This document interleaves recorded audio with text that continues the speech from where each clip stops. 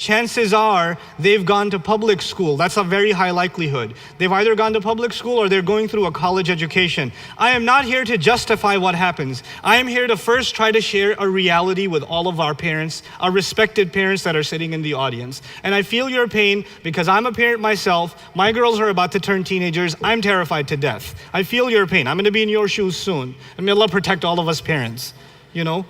But let me tell you something. These girls and these boys, they've gone to college. Chances are they've seen a girl they like or a guy that they like. Chances are that's already happened. Chances are they've had a couple of conversations already, even in the most respectful setting. Maybe it happened at the MSA. Maybe it happened at the RIS convention. Maybe it happened.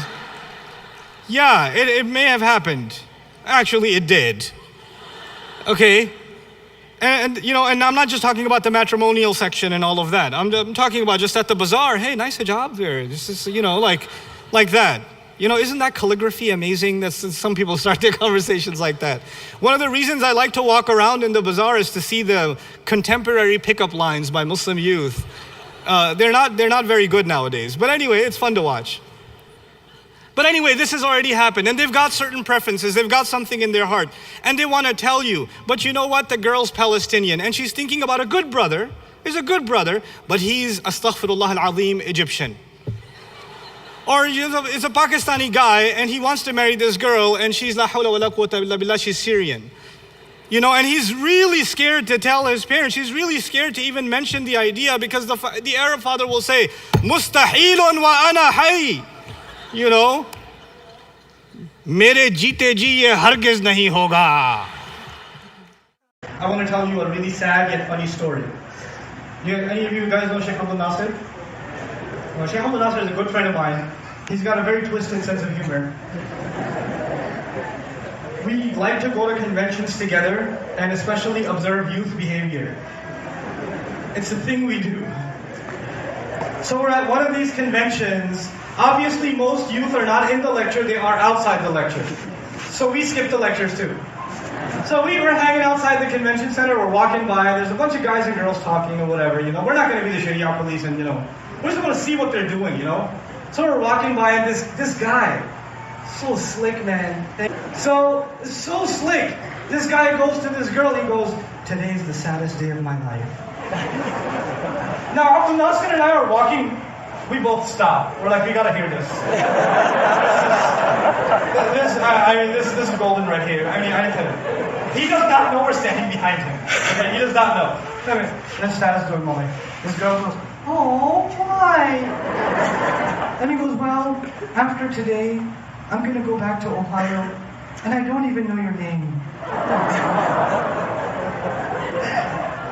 And at this point, Abdul Nasir and I are looking at each other like,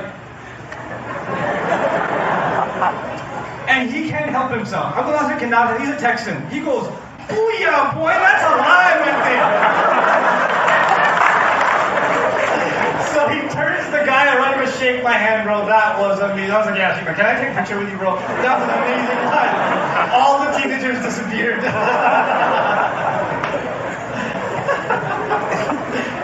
Needless to say, there are some very interesting interactions between young Muslim men and women that happen on many settings. Parking lots of massages, Sunday school, Islamic school, MSA, conventions, you name it. There are some interesting interactions that happen at the bazaar. You know. Naturally, a single girl, one girl, talking to one man, she's supposed to feel hesitation. In a normal circumstance, you should not be comfortable talking to guys. That's not the natural state for you. And if you become totally comfortable talking to the MSA president for hours and hours, then there is a problem with that. That's not the normal way you're supposed to be. Allah didn't make you like that. Allah put istihya in you.